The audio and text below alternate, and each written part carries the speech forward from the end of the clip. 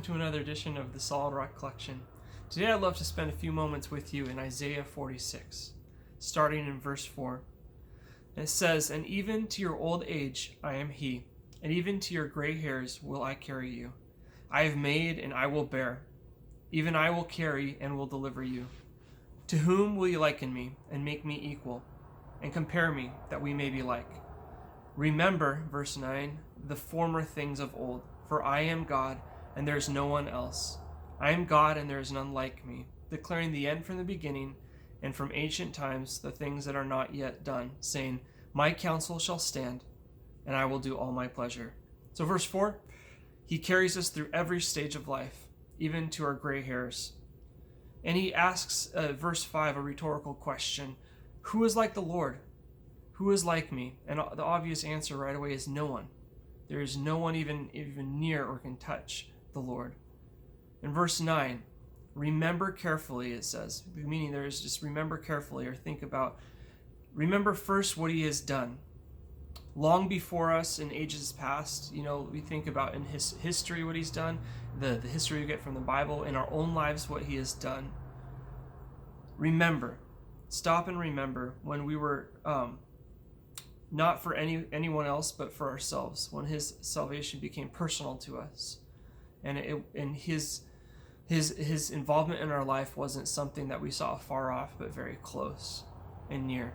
Remember, and there is none like me. There isn't somewhere else to go. Just like John 6:68 says, "Then Simon Peter answered him, Lord, to whom shall we go? Thou hast the words of eternal life." I think it's great, and I love it, to stop. And one thing just to sit on in prayer and just to kind of ruminate in, and to just continually, just repeatedly, and then say to the Lord, where else would we go? Just like in John 6:68 when Peter said that, where else would we go?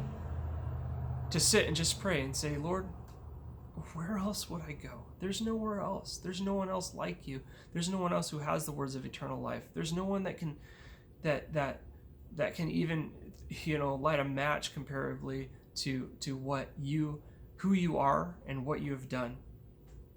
And then to stop and to think, and then to return to that, where else would I go? Because we go to a lot of other places oftentimes. We look for the satiation of our soul in all sorts of areas and places, and it's a very healthy thing to stop and say, where else am I going? Where else can I go? What all these other pursuits, they're not going to satisfy my soul. Only you and you alone, Lord. Where else would we go? You alone have the words of eternal life. There is no use looking anywhere else. I was just thinking through, if I came to you and said, hey, I'm going to go look at the Eiffel Tower. Impossible right now because of all the restrictions, but theoretically, I'm going to go check out the Eiffel Tower.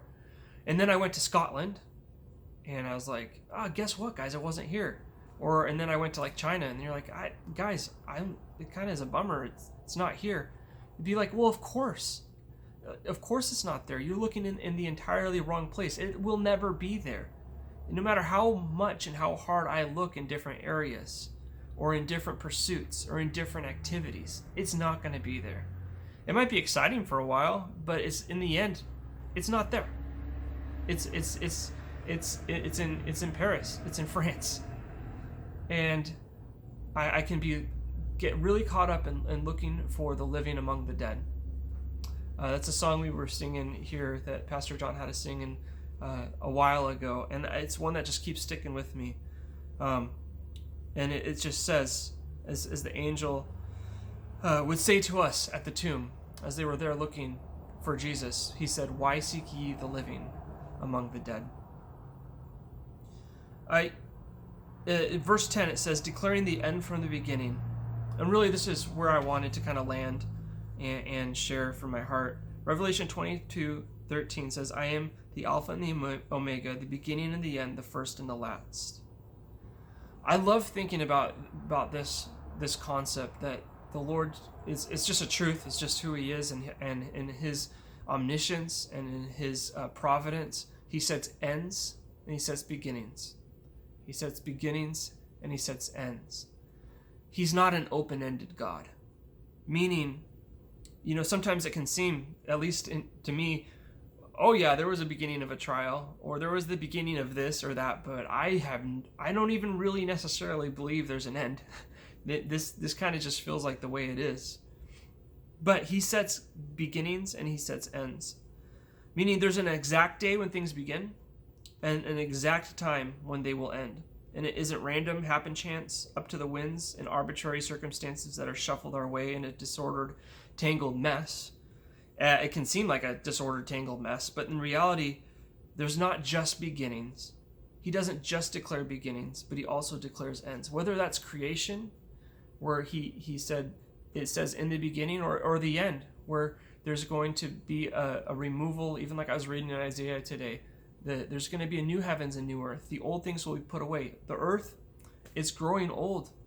It's getting worn out. And there's going to be a time where it's time for a new earth and a new heavens, a beginning and an end. In races, there's finish lines. You might have to take a few extra laps to get around to whenever the conclusion is. But to say there's no finish line, as maybe in a 10-lap race and we're on lap 6, it'd just be like, no, there's a finish. Just look at the scoreboard. Just keep going. It's gonna be over. Just don't stop running the race. Like Paul says, let us continue to run the race as somebody who wants to win it and is not just going to stop halfway through. But if I don't know that there's going to be an end to it, sometimes it can seem completely pointless to keep running. Completely pointless and to keep going and to keep moving my legs. The flood had a beginning and an end. It was 40 days and 40 nights. Exactly. Not 41, not 38, but 40. Jesus, when he was tempted by Satan, it wasn't any shorter or longer. It was exactly 40 days. It wasn't, okay, I guess we've had it long enough. No, before it even began, there was a set end to it. And, the children of Israel were in Egypt for a set amount of time, 430 years. And at the end of that, Moses, some people think that's maybe the reason Moses went out and tried to deliver his people. I don't know, because just like the prophets, when they saw the prophecy of being in Babylon coming to an end, they started looking. On and on. You can just go throughout all sorts of examples in the Bible, but also in our own lives. Seasons do change. Man, they really do. Our seasons can seem permanent. But they're not. Life always seems so much more permanent than it is. There's tomorrows, there's a set beginning, but there's also a set end. And I can rejoice. And really what I think for me that causes me to do is I think through, meditate on that, is to continue to run the race, knowing that at some point the number of laps are going to be over, the 40 years will be up, and just walking in that great comfort that there isn't just a beginning but also an end, and the one who is leading me, providing for me, caring about me knows exactly when that is. All I need to do is walk and trust in him. Well, thanks for hanging out again, guys. God bless.